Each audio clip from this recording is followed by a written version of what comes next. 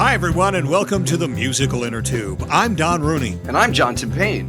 You know, Don's had quite a career in radio and television, where he's been an air personality, a news anchor, even a TV weatherman. And John's been a college professor. He's written several books, and he's been an editor and features writer at the Philadelphia Inquirer newspaper. We first teamed up for a radio show in college.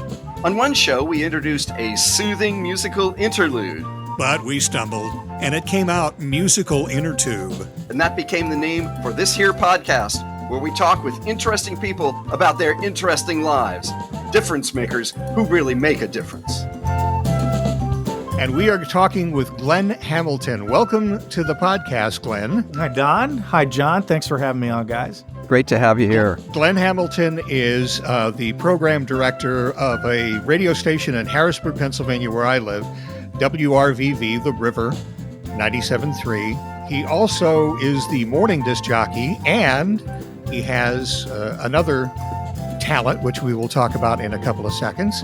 Glenn, tell us what the state of radio is right now in your experience working for a medium market radio station. Well, nobody listens to the radio anymore, you know. Nobody. I've heard that, yes. Nobody listens to the radio anymore.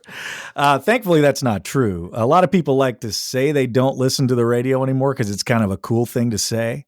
And yet, when they hop in their car, boom, there we are. It's right there, arm length away, button push away. And we're right in there with all their other apps and iPods and all the other stuff. So actually, quite the opposite is true. The state of radio is actually quite robust, and I'm glad to say. Now, has it evolved and changed, and are people using it differently than they did when the River signed on the air? Most definitely, thanks to the iPod and satellite radio and streaming services and things like that. But it's so cool that you asked me to do this right now, because Edison Research just came out with a study during second quarter, right when the pandemic was just, peaking and people were hunkering down at home.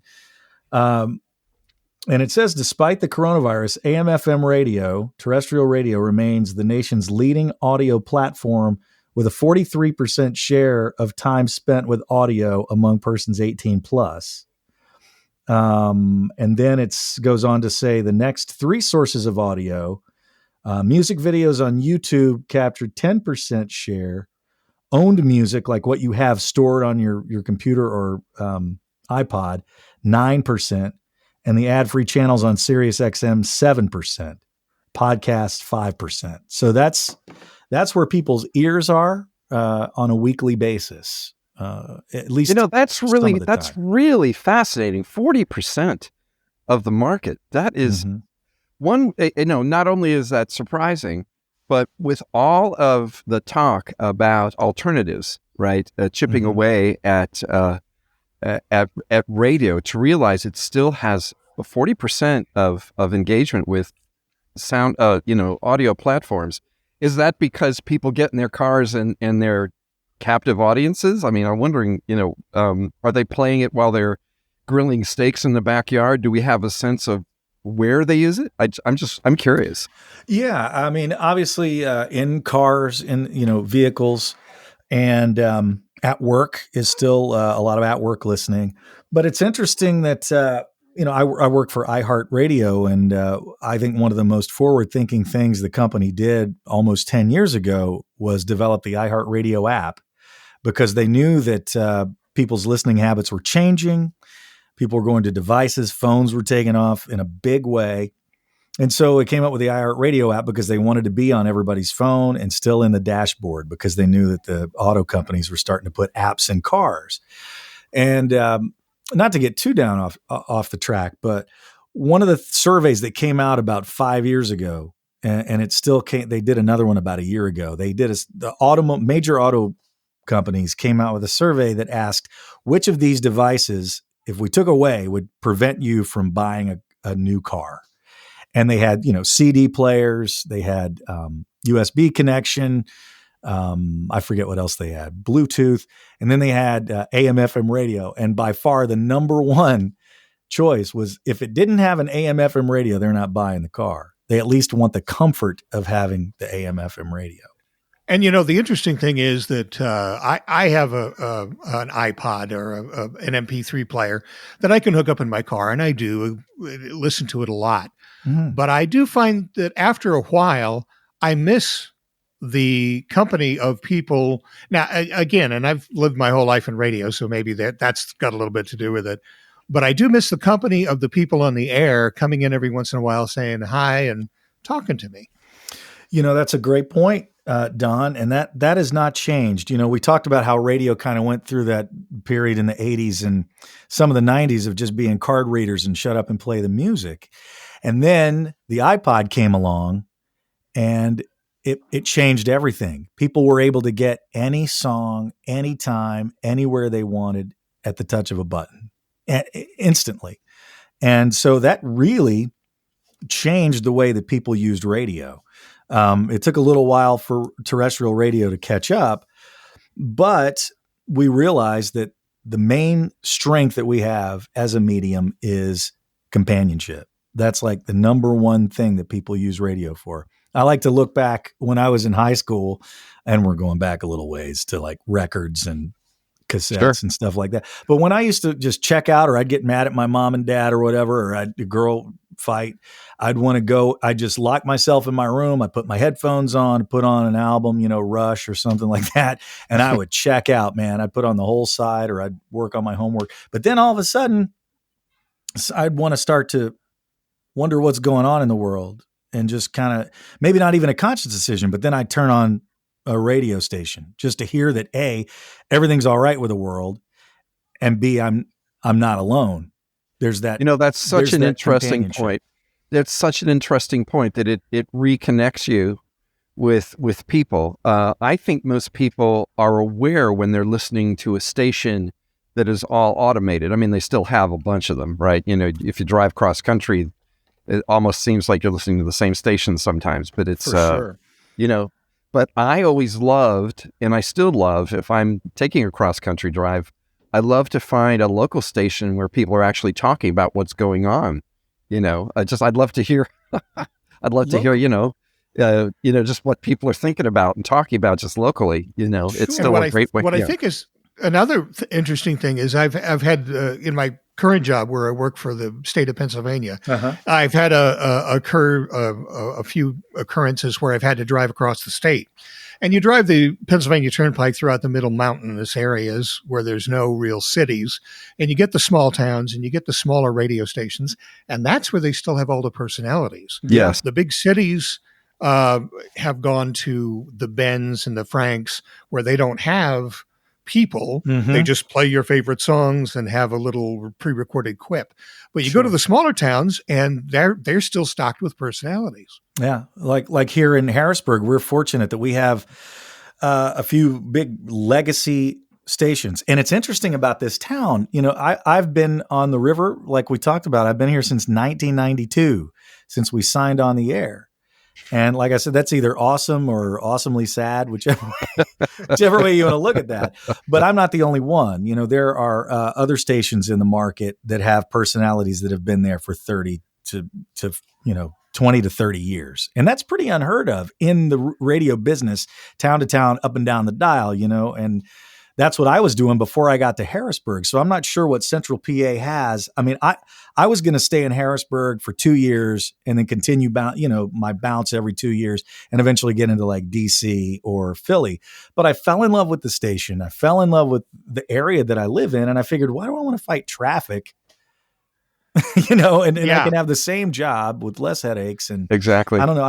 And here I sit, and I've been here. Well, what you're talking about the Harrisburg area culture having something to do with the popularity of local personality radio. I learned from Don when Don took me. I was visiting Don in Harrisburg. What is this? More than 30 years ago. And when Don and his wife Lauren were both personalities on the radio, we went to a Renaissance fair. Don will recall this, where we would walk around and just be talking like old friends, and people would recognize Don and Lauren from their voices. Yeah. That they knew them so well that to say, wait a minute, you're the guy who does weather, you're the girl who does, you know what I mean? I couldn't, that was so impressive to me Yeah, yeah. It is. I knew that Don was a star, right? Right, Don? Totally. When I first moved into the house where I'm living now with Lauren, Lauren was on the air at Wink, which Glenn will remember was the big radio station in the 80s and 90s here in Harrisburg. Oh yeah, and they still are. They still, there's Yeah. three big They're- ones. Yeah. Yeah, they're still a good station, but I think River's a little bigger now. But anyway, Well, thank you, Don. you're welcome. And I was working at another station that wasn't quite at the stratospheric levels as Wink. And my neighbor came over and said, "So I guess we have a celebrity in the neighborhood now." And I said, "Yes, we do." And then he said, "So how long has your wife been working at Wink?" That's great.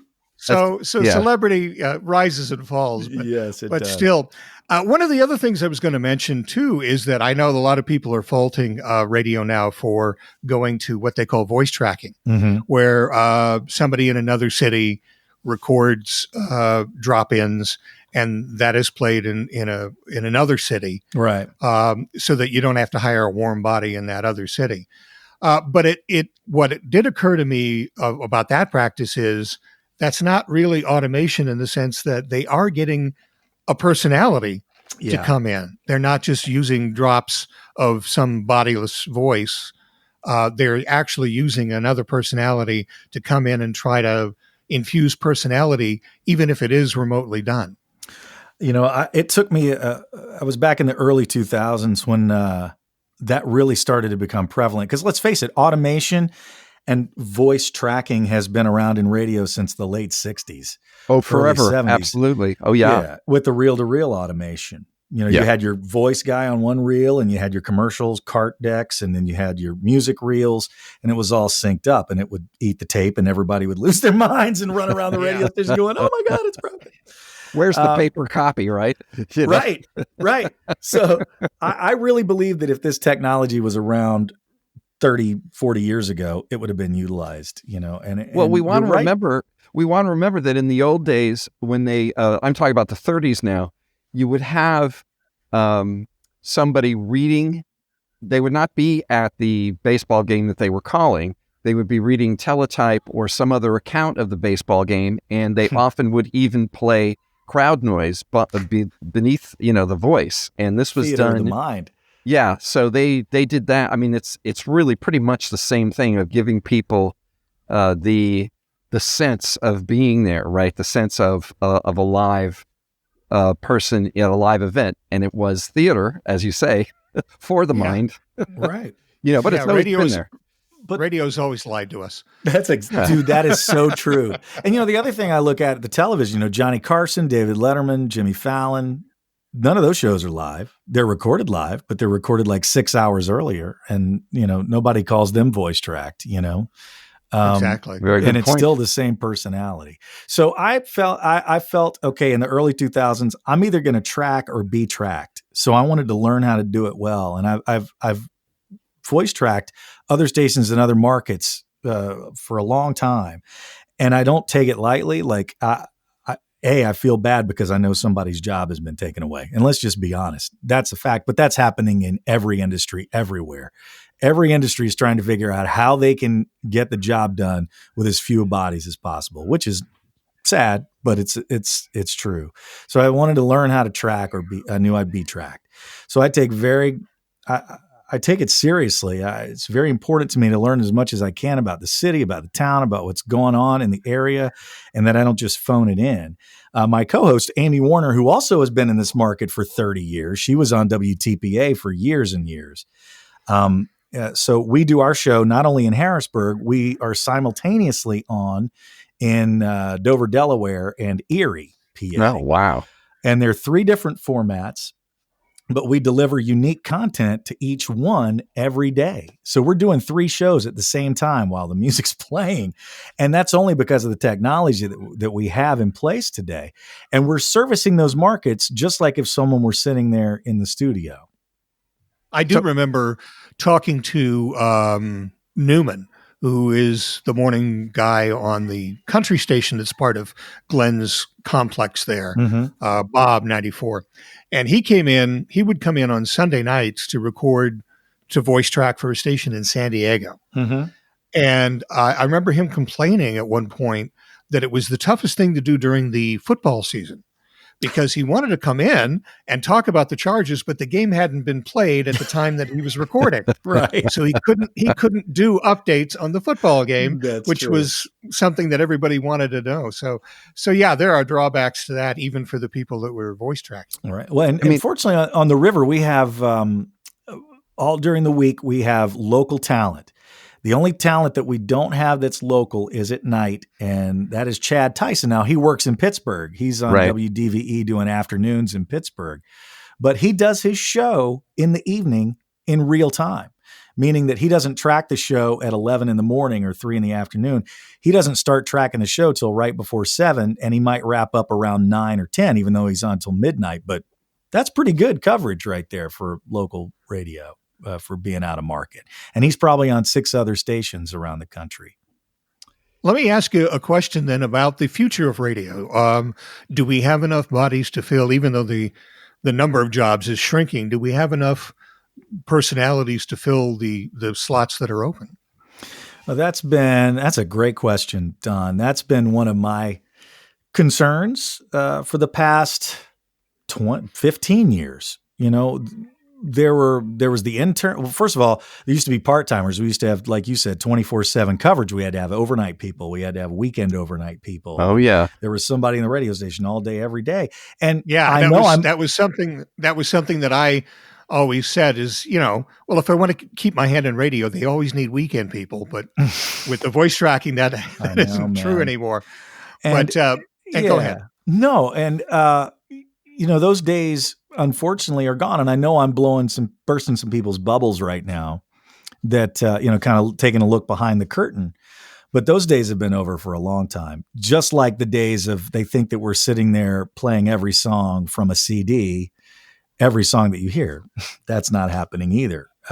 So the days of having 24/7 coverage are gone. So now those positions to bring somebody in that's just out of high school or just out of college and give them a part-time shift on Saturday afternoons or overnights, those days are gone. So I am concerned about who's coming up, learning how to not only do a music show, but where's the personality coming from? Because that is a unique skill, to learn how to be a personality in front of a microphone and sound like you're talking to just one person, and what kind of stuff do you talk about? And, just like a podcast, that takes a certain skill too, but it's a different skill set. You know what I mean? It's different. Amy and I are trying to do stuff in 2-minute bites.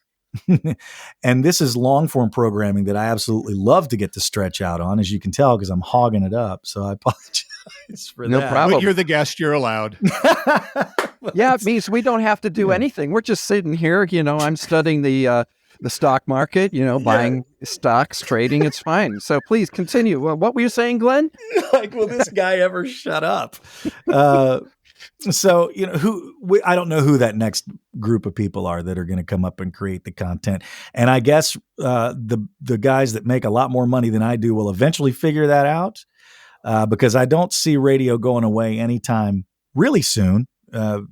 Other mediums have been threatening radio for 50, 60 years, ever since television came along.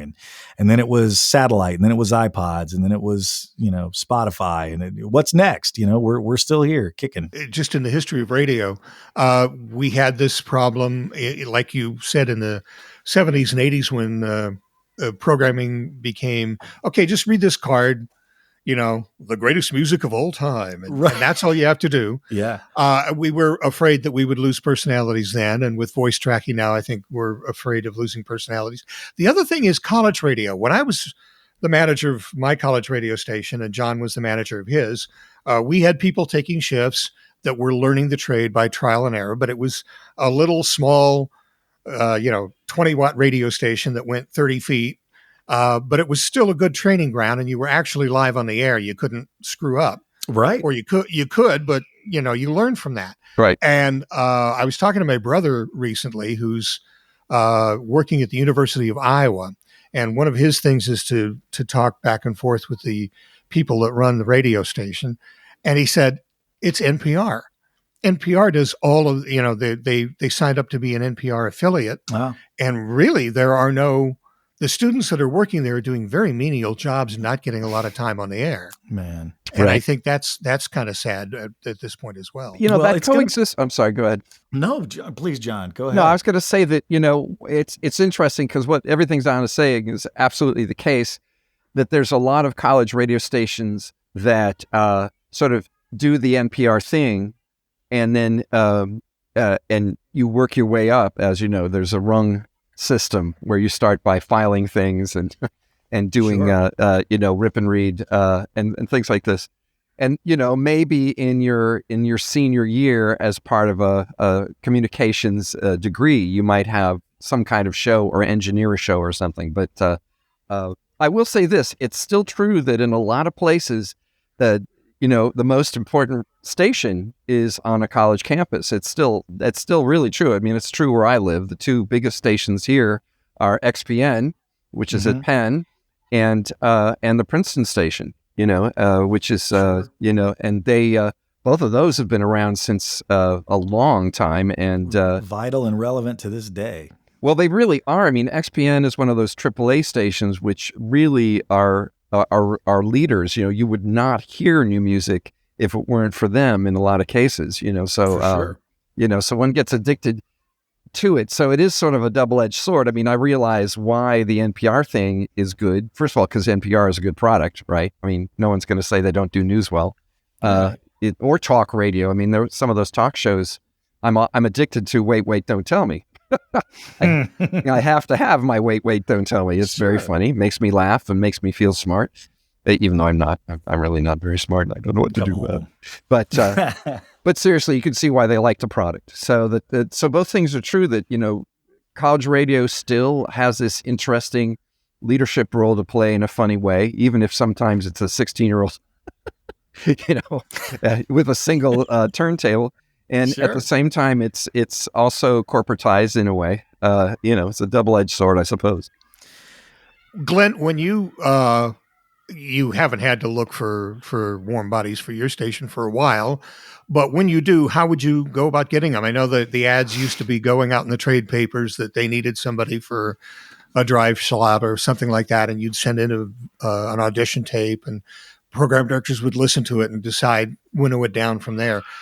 What's the process now like? Well, just being completely candid, the you know, if it's a non-drive time position, if it's weekends, if it's overnights, whenever it is, it's going to be, okay, who in the building here wants to pick up an extra shift, or it's going to be somebody from, you know, Pittsburgh or Reading. Now, you know, our little region is Harrisburg, Lancaster, Reading, Allentown. You know, we have a Williamsport, and so we do a lot of sharing of talent in that pool. So somebody from Williamsport might be doing Harrisburg, which is better than San Diego doing Harrisburg. Oh yeah, you know, right. At least they understand PA and the culture and what's going on here and what people are into. But the fact of the matter is, there is no hiring, right, especially right now after COVID-19. But even before the pandemic, it was pretty tight. I mean, it would have to be somebody got let go in a pretty major position. Maybe they replace it, or maybe somebody is doing 3 jobs now. So that's truly the state of radio right now. And television's not much different at this point. No, I do remember seeing very recently where every couple of years, CBS Radio decides to do a big purge, and they'll go through all their stations and fire people who have been there 20, 30 years. Yeah. Every company does it. iHeart, Cumulus, Citadel. Well, Citadel is Cumulus now. So anyway, I mean, that's just kind of, but we really have just described most of corporate America. Right. Unfortunately, everybody's trying to just figure out how few bodies, you know, carbon-based life forms can we get away with and still make billions of dollars in bonuses. So, hey, Glenn, you know, you mentioned in the polling data that you read at the beginning of the show that one of the big uses of radio is at work. And I think we've all been in a workplace where a radio's been going on, whether it's a factory setting where you're, you know, stacking things and there's a radio, you know, booming, or maybe even at the the gym where you're lifting weights, and you're hearing the radio in the background. Two questions here. One, have you ever heard yourself, in a public place? And what's that like when you hear your own voice doing the thing? It's kind of an out of body experience, as close as you can get. It's weird. But sometimes I'll hear like a promo. We do promos that run throughout the day, like what we talked about in the morning or what we're going to do tomorrow. And so sometimes I'll catch one of those and be like, oh, that's weird. Yeah. But you're pretty numb to it by now. I almost tune it out and don't even notice it, to be honest with you. I walk in a place and I'm just really thankful that they have us on. So that's really cool to hear your station on in a place. I'm really also struck by the way that people use radio in the workplace and what kinds of radio stations they tune to.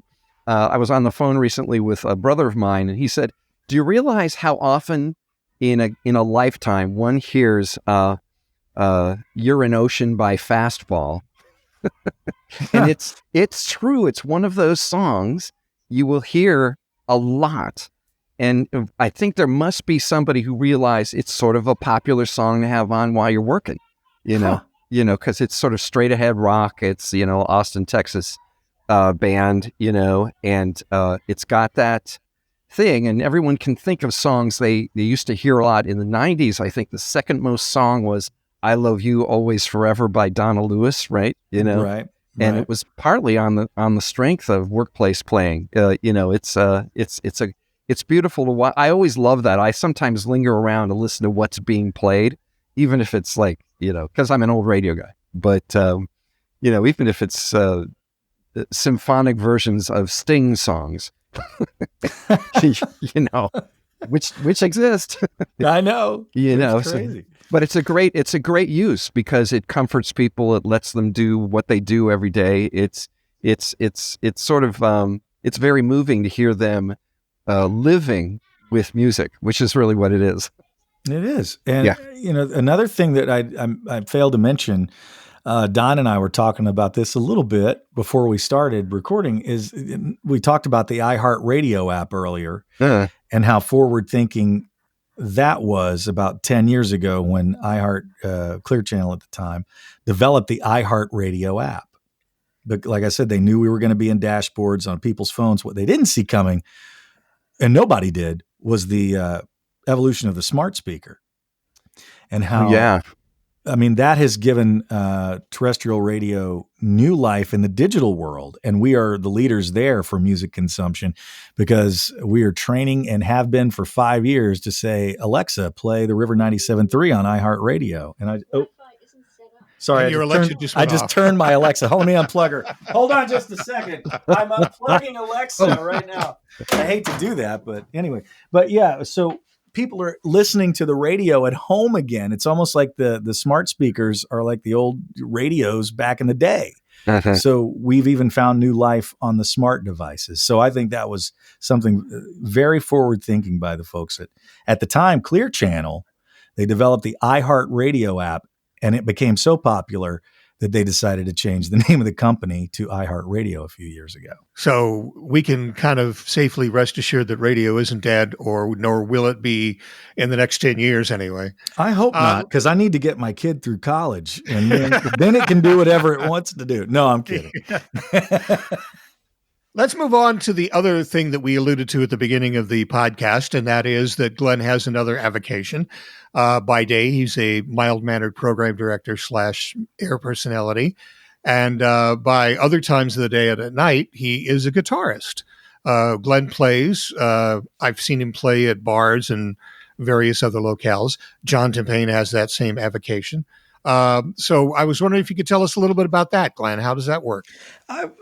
I've always just loved music, and I think every radio person at some level desires to be a rock star in some way. And I think every rock star desires to be on the radio in some way, at least a certain era of musician, because you hear so many of them doing their own shows and podcasts and being on, the satellite stations. They've got their own shows. Yeah. Sirius XM is full of them. Yeah. Because, I think it just comes from that love of music. And when I was younger, I wanted to be a rock star. And then I figured, well, you know what? If I can't play music, I'll play music on the radio, and that's why I got into radio, because it sort of was, and I wanted to be an actor when I was in high school, and did a lot of theater and community theater and stuff. So I was able to use music and the acting skills in this format, and it just kind of meshed. So then I had started playing music out, and I really love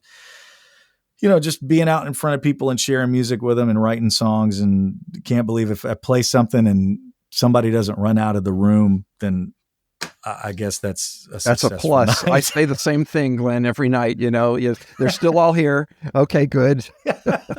Right. And I've done the solo thing, and I've told myself in the last 10 years or so, I don't care if I ever play by myself ever again. It's just not as fun as when you're with at least one other person, whether it's another guitar player or a percussion or a little trio. I have a trio that we do, Trio de Janeiro, and we go out. It's just bass, drums, and I play acoustic guitar, and we do all kinds of stuff you'd never imagine that just that kind of a configuration would do, and it works. People have fun. That's all I wanted to see.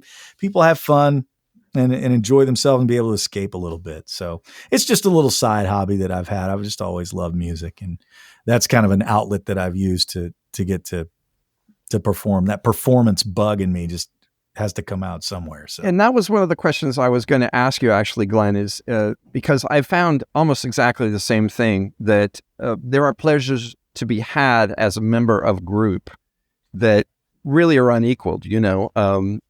I would get up in front of people solo, but actually I like playing with a band. I like being part of a band sound and meshing with the art of other people.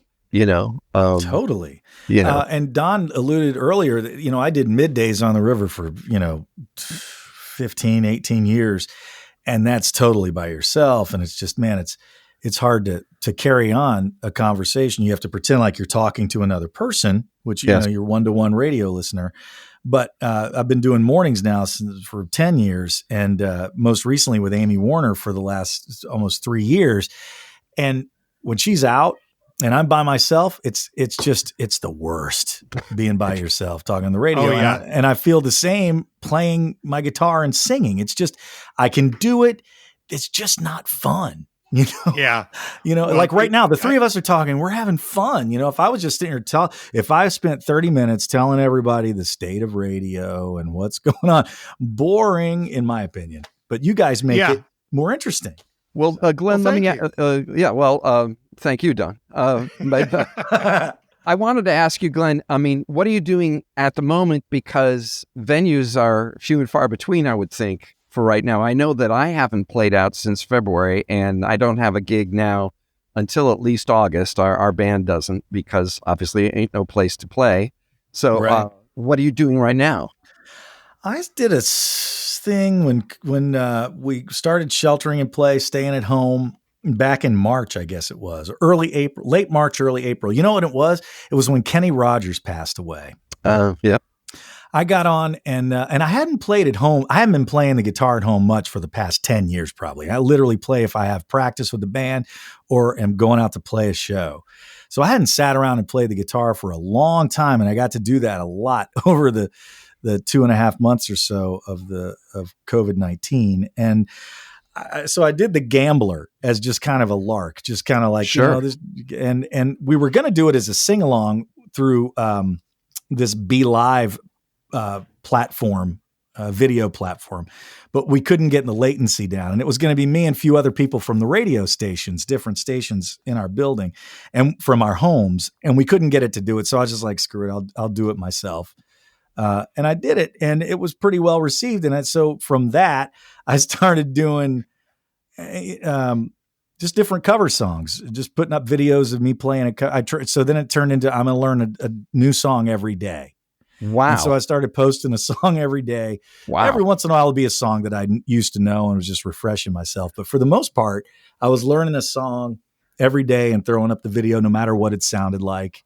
And then, of course, we musicians can have egos, and you couple that with the radio ego. Well, then it's like, well, I want it to look good and I want it to sound as good as possible. So I started trying to, and then I started recording it into my music software and Right. syncing that with the video. And so, you always have to take it to that nth degree.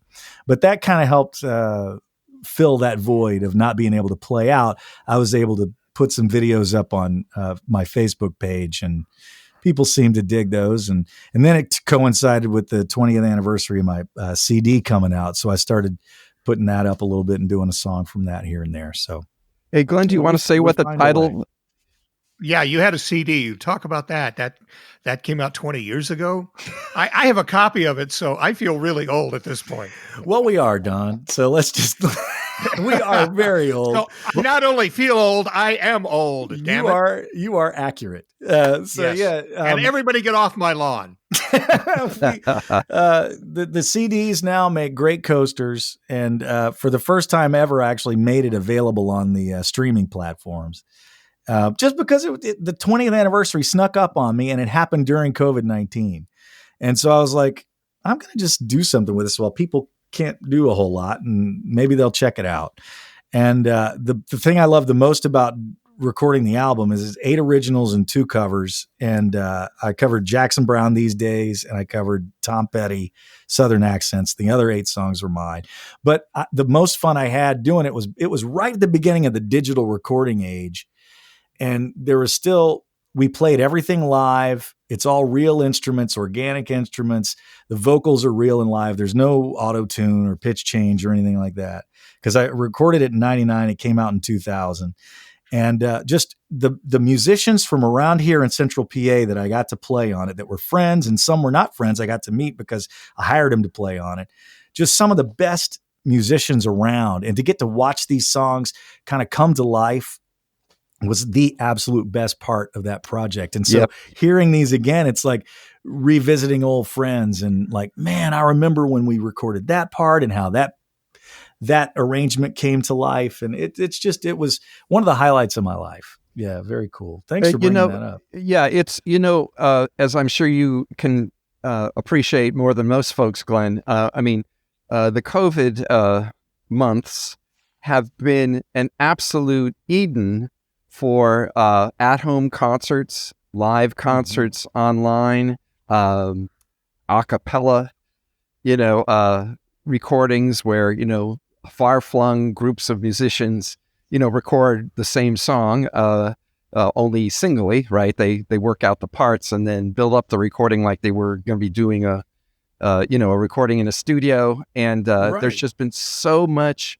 live music, and a lot of it very intimate. James Taylor sits in his living room with his family and plays his hits and things like that. It's just been so, if you love live music, it's been wonderful. It's been just great. I think we'll look back on 2020 as like this renaissance of intimate live music, pushing the technology as far as we can to figure out what we can do and how we can play with each other, with people that aren't in the same room with us. Kind of like we're having a show right now. Not one of us is in the same room, and yet it sounds like we are. Exactly. Well, the magic of radio transferred to the computer. There's a Christian radio talk show host. His name is Brant Hansen. He's also an author, and we got to know each other a little bit over the years. He's in Florida.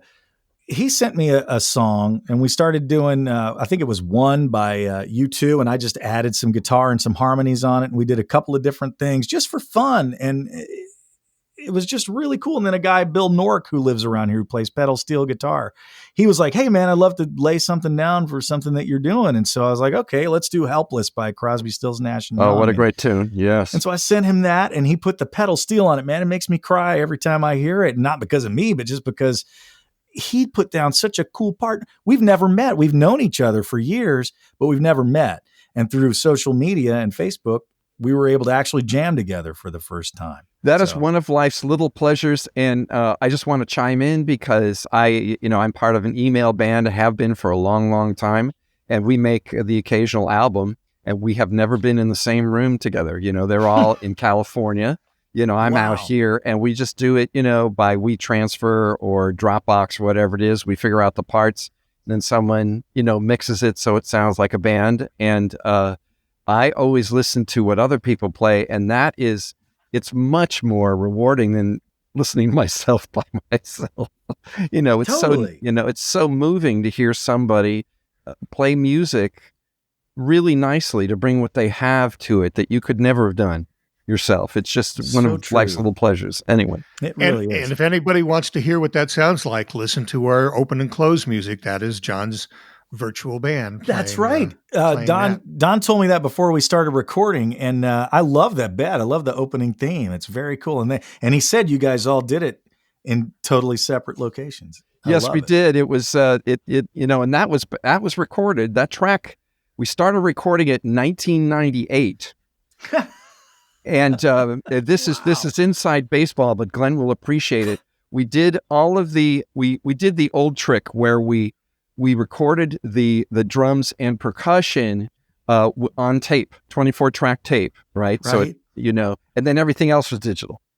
Nice. And a lot of bands still do that. They get these old, clunky 24-track recorders and set it up and do the old John Bonham for the drumming, Yeah, and because you want the drums to sound real and breathing and fat and organic fat. exactly. You can't get that sound from a machine most of the Well, time. so not, the decay is all different. The analog decay is more like life. And at any rate, I knew you would enjoy that. But thank you so much. That was fun to do a long time ago. Yeah. Great And stuff. let's not let Glenn get away without talking about that CD. What's the title, and how could people get a hold of it and listen to it? Thanks, man. It's called Skyline Sessions. It was recorded at Bill Ray, who used to own Ray's Music Shop here in Mechanicsburg for the longest time. And he had a recording studio out at his house on Skyline Drive. So we just, creatively called it the Skyline Sessions. And you can get Skyline Sessions on anywhere you listen to music, Apple Music, Spotify, Amazon. I think it's even there's videos on YouTube of just the static album cover. But wherever you listen to and it's on iHeartRadio too. I should just mention that. So check it out if you get a chance. There's some really good players on there. All right. Hey, thanks very much, Glenn, for being with us today. You gave us a lot of insight into radio and into music, and it was nice talking to you. I know you think you hogged it, but believe me, it was fun just sitting It back. was so listening to great. you Thank talk. you so much. We really appreciate it. Thank you, guys. It's nice to virtually meet you, John. And Don, it's really great to reconnect again, man. Thank you guys so much. Thank you for listening to the Musical Innertube. Check out our website at musicalinnertube.com, where you'll find all our episodes, profiles of our guests, and lots of extras. You'll even be able to leave us a voicemail. Our email address is musicalinnertube@gmail.com. On Twitter, our handle is minnertube. Capitalize the M and I. The Innertube is available on Facebook, YouTube, Apple Podcasts, Amazon Music, Audible, Google Podcasts, Stitcher, Spotify, SoundCloud, and iHeartRadio podcasts. Like us and give us a good review on any of those platforms. And as always, thanks to virtual band Car Radio Dog for our theme music.